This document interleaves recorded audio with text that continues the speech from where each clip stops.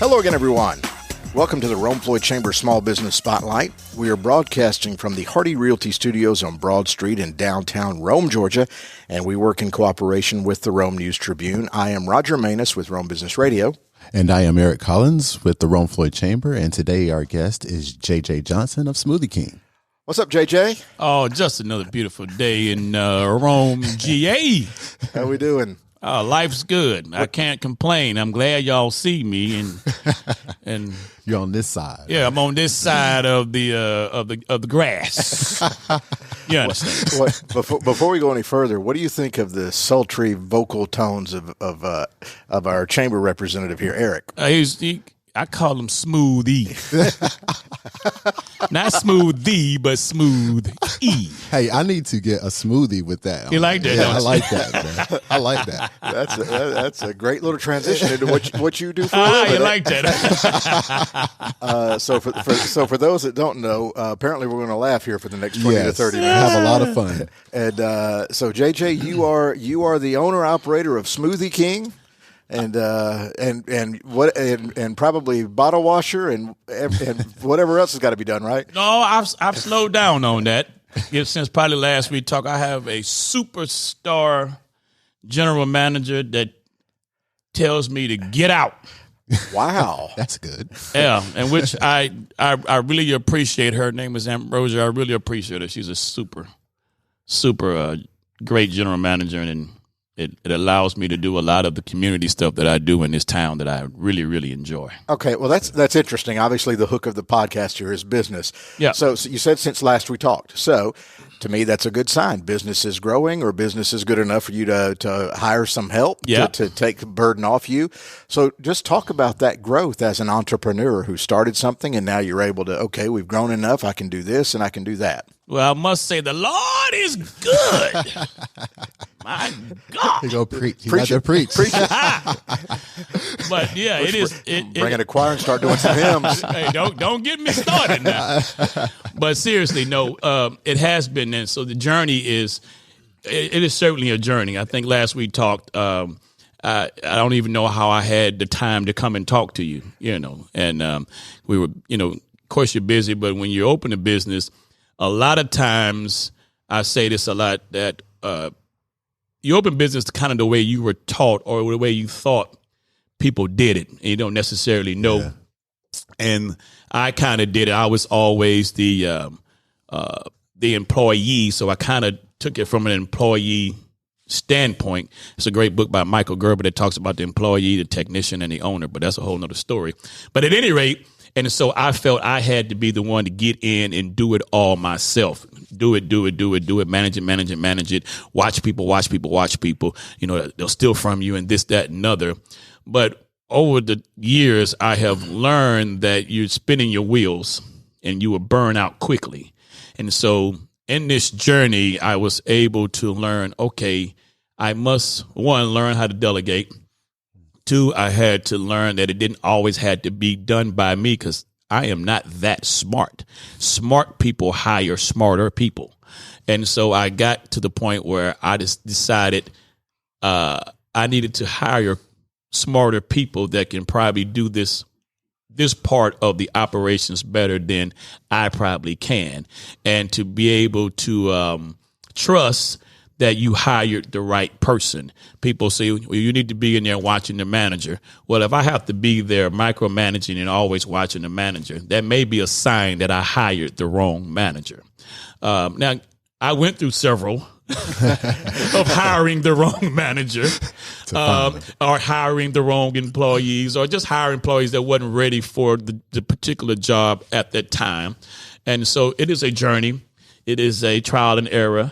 But I think once you get to the point where you can supply jobs for others, that is another part of giving back into this community. You are creating jobs and for people to take care of themselves, take care of the things they need to take care of. And I believe that is part of giving as well, other than just giving money or giving time. Oh, yeah, plenty to circle back there on. Oh, I know, right? Plenty. But Eric, I know one of the things we wanted to talk about today from the chamber perspective, and one of the reasons you invited JJ is minority-owned business. Yes. For those listening, JJ is African American. That is I.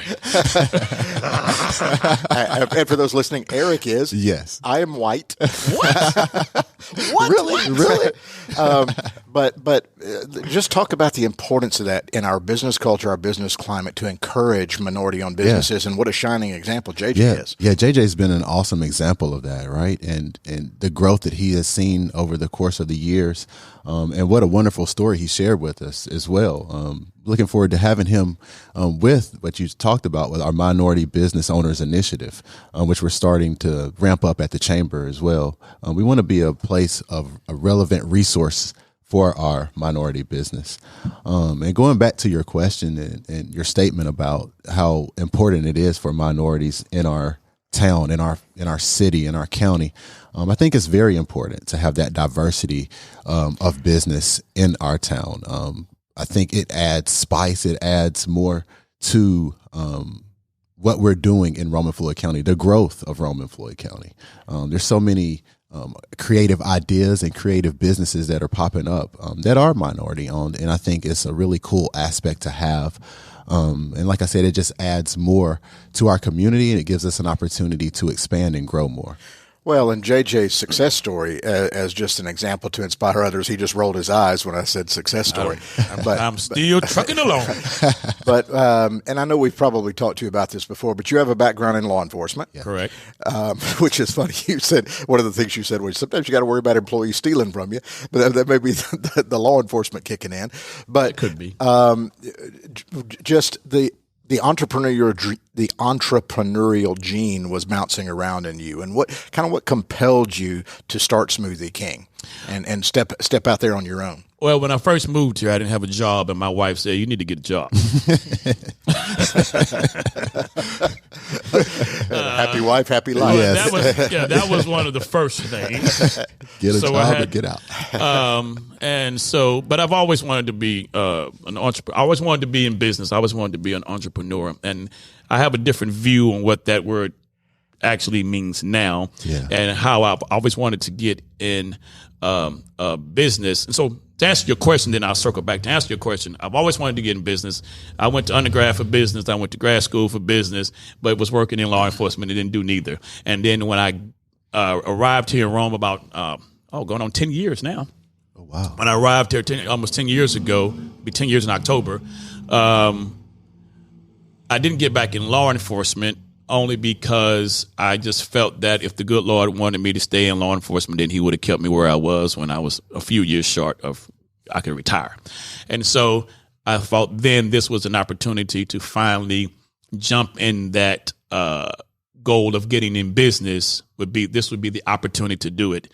And it took some time before I found something or thought that something that I could do. I was trying to figure it out. At one time, I was going to be an insurance person. I was thinking of all kind of just trying to figure out what we needed. And because that is one thing you learn about business, that you try to find a need and then you fill it. And how I got into Smoothie King, I grew up on it as a kid, but how we got it specifically here is I had just finished a CrossFit workout, and my wife was doing, I forgot what she was doing. She was working yoga or something. And one night we were in the bed or going to bed, and it was like, I really wish I had a smoothie after my workout today. And at that time, when we first got it, there were no smoothie places around. None. The nearest one was, of any kind, was Kennesaw. And I said, a Smoothie King, that's the brand I knew. It's been around. This year is its 50th year that it's been around. Yeah. And so I said, a Smoothie King would be great for a post-workout. That's what I would want right now. And boom, we started reaching out to them and found out that, you've heard the story, and they found out that they wanted one here. And so we contacted them, but they needed a franchisee to be able to put it there. And lo and behold, I happened to be that particular franchisee. That is how Smoothie King started. Now, if I could circle back to what Eric was saying about minority businesses, I think that is very important and that we need to shine a light on that. But I also I want to encourage, if those that are listening that may be minority businesses, that you don't have to be, or if you can try to change your thought process, you don't have to be what I call a solopreneur. Like it. Right? You don't necessarily, meaning the business, and it goes in waves, but you don't want to be that the business dies with you, or you are the business. Mm-hmm. You want to get to a point where the business is running successfully to an extent without you, because if it does not, then you are capped at what you could do, because there's only so much time that you have. And so you want to be able to grow beyond that. You want to be able to leverage employees. You want to be able to leverage things so you can be able to grow. If it's only you and only you doing it, then that may cause you to burn out. I was talking to a guy the other day, a black entrepreneur. He had a business, and he told me how he would go to work in his particular business at 7 a.m. or 6 a.m., and then he would do all the jobs. He wouldn't get back home to midnight sometime. Then he would have to do the paperwork of the business. He's in the bed at 3, back up at 6 a.m. to go to the next job 7 days a week. When you do things like that, I understand at a certain time the business owns you, but you need to get to the point where you own the business.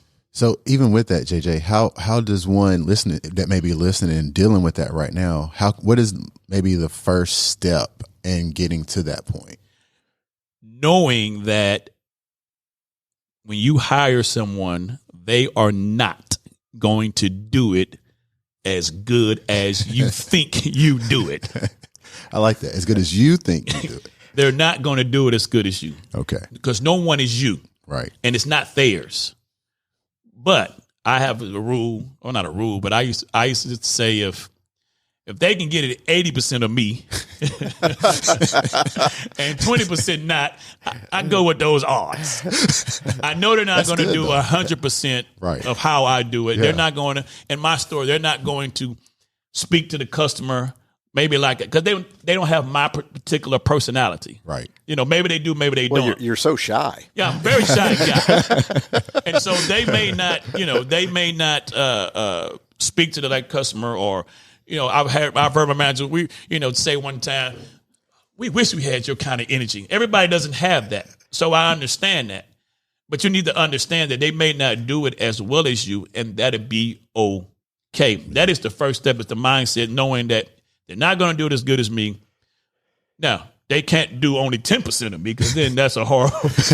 But can they do enough that it is okay for me to be able to, get to that point where I can grow? I think that as black entrepreneurs, we grew up seeing our grandfather who owned a barbershop or something, and he was at the barbershop every day, or owned a small convenience store, grocery shoe store. He was there all day, every day. Maybe he was a mechanic, owned a little mechanic business. He was there all day. You can't grow like that if you want to grow. And if you don't want to grow, you may have other passions that you may want to pursue. I enjoy working and volunteering and doing things in this community. I enjoy the boys I serve and the people that we serve. And it is me getting to the thought that how can I run a business and get out of it enough, I call it semi-passive, get out of enough that I can be able to get in this community that has embraced me and I've embraced it, and do that which I believe. I may have gave public service up as a cop, but I believe now that my public service is what I am doing now, between supplying jobs as well as volunteering and serving on the boards that further this community. Yeah, it's good. Wow, that was that's a speech right there. How about you talk about the things you're involved in the community? Talk about your relationship with the chamber. well, some kind of way, I think all of the board members said no when they asked him to be the chair, and they had to settle for me. Yeah, they had to settle. But you used to protect and serve. Now you just serve. I just serve. I am gracious and honored, and elated that to serve as the chair of the chamber. The chamber has been such a conduit to my success in this community. I say this unequivocally. Without the chamber, there would be no JJ that in this community. It was the chamber who put me in the position to do the things that I do. It was the chamber. I had never even, when I moved here, I honestly, I didn't know anything about a chamber. I didn't know. I mean, I've heard of it, but I didn't know how that world worked. And I got on the chamber because of business. I knew if you got a business, you should join the chamber. If you got a business, you should join the chamber. I knew if you had a business, you should join the chamber. Okay. For those of you listening who own businesses, join the chamber. And so I did that because I thought that's what you're supposed to do, and then just got entwined into the chamber life and in the community, and it put me in the community, and I learned so much about Rome because of it. I am truly indebted to the chamber for what I have accomplished or trying to accomplish, or things I have done and in this community. And if it had not been, for the good Lord, I don't know how things work. He maneuvered things and put me through the chamber, and he used the chamber as a conduit to put me in this community, and I enjoy it. Can I ask you this, JJ? Sure. And this is something that I've thought about, especially with minority, right? Sometimes that could be intimidating coming to a chamber because nobody looks like them at the chamber. So were you uncomfortable, A? And then B, how did you get over that uncomfortableness if you were? Okay. Yes, you're correct. But it is, first of all, when I first moved to Rome, George, I was like, yo, where my brothers at? Hey, where are my people? I don't know. So was I uncomfortable? Yes. Yes. Okay, that is a yes. Yes, even with my personality, I was like, I don't know what am I getting into. And I'm from down south, and I'm from an urban urban neighborhood in Houston, and so Caucasians were, I saw them, but before I became a cop, I just saw them patrolling. You understand? Yes. Okay, I'm trying to keep it good here. Yes. All right. So at any rate. So yes, that was intimidating. That was very intimidating. But you have to get through it. Yeah. Right? You have to push through it. What is the goal? Yeah. What are you trying to do? And you push through. It ain't the first time we've been intimidated by something. Correct. And so you push through then, and you just push through again, and you come, you shake hands, you network.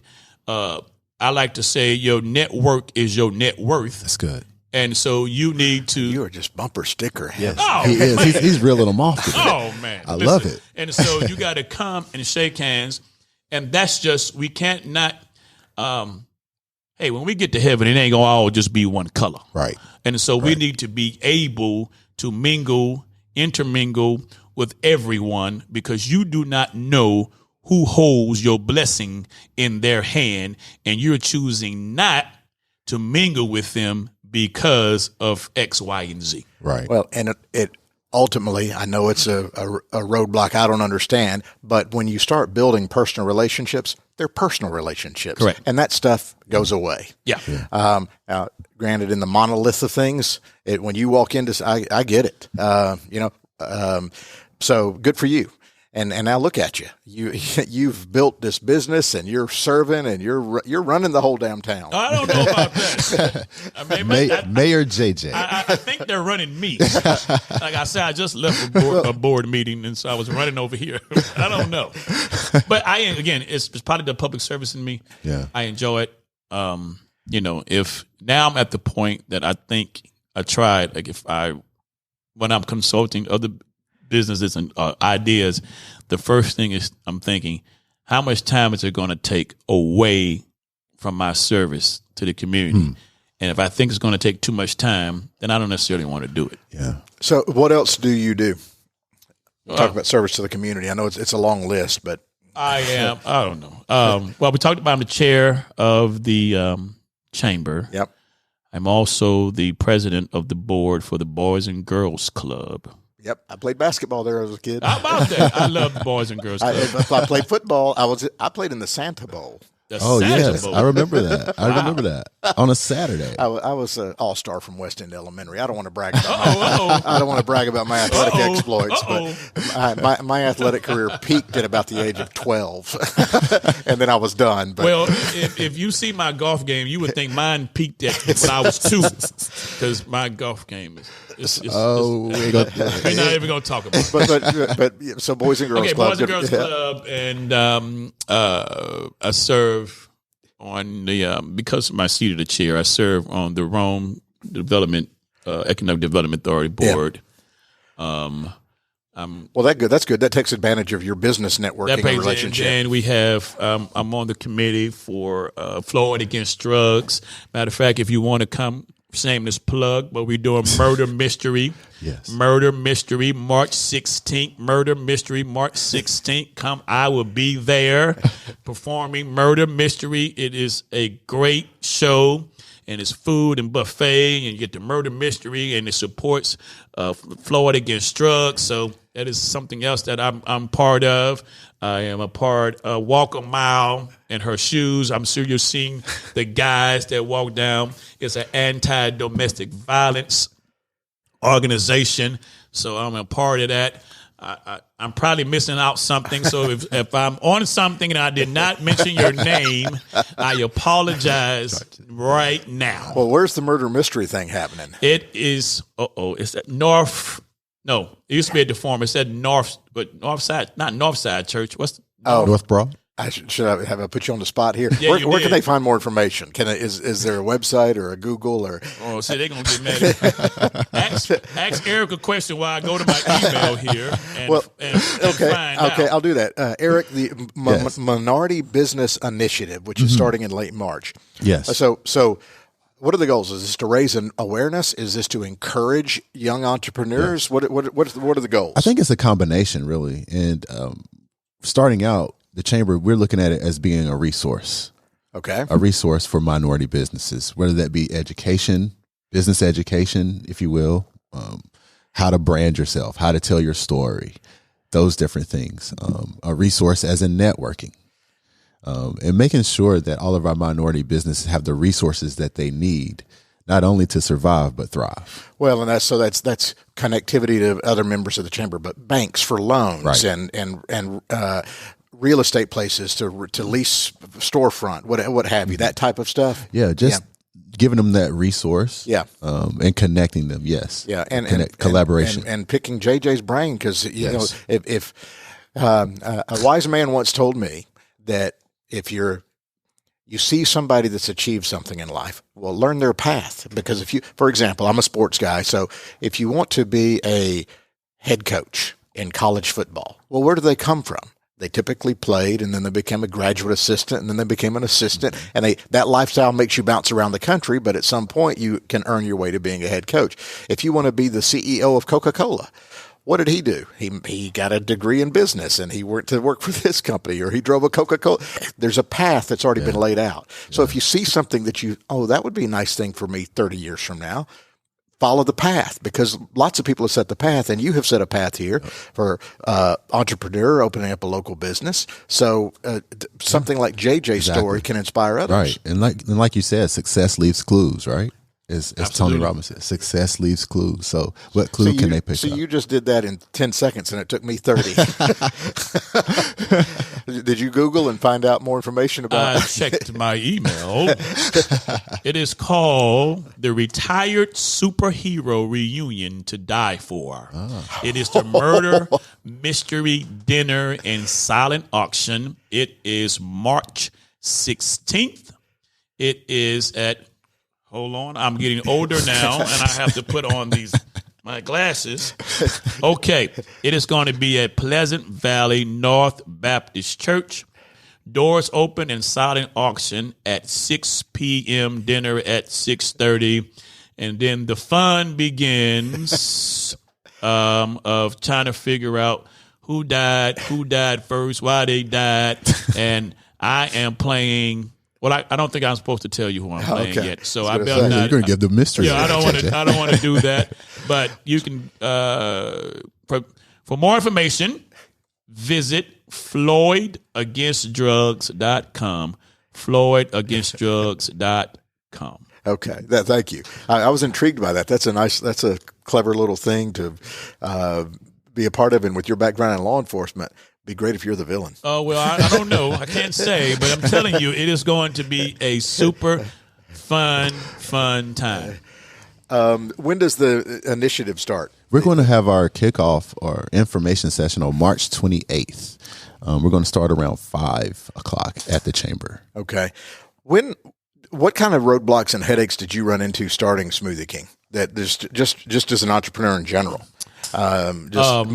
Maybe things you didn't anticipate because you're a franchise, How much time do we have? Usually some people ask is, it was great. I was so excited. I got my space and then I had to pay taxes. And if I could it was little stuff that I'd be honest that I don't know why.